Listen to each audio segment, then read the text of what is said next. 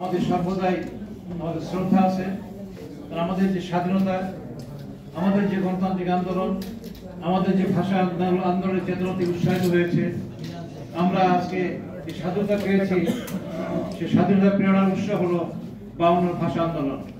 পৃথিবীতে এমন একটা বিরল ঘটনা যে কোন ভাষার জন্য সে দেশের সন্তানরা জীবন দিতে পারে, কিন্তু আমরা একমাত্র জাতি যে জাতি আমরা ভাষার জন্য আমাদের পূর্বপুরুষরা জীবন দিয়েছেন।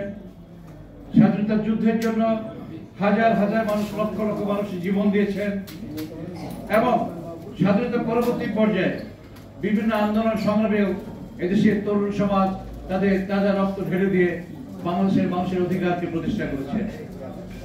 আমরা স্বাধীনতা পরবর্তী পর্যায়ে দেখেছি যে প্রায় 30,000 রাজনৈতিক কর্মীকে নির্মমভাবে হত্যা করা হয়েছিল রক্ষী ব্যাংক দ্বারা।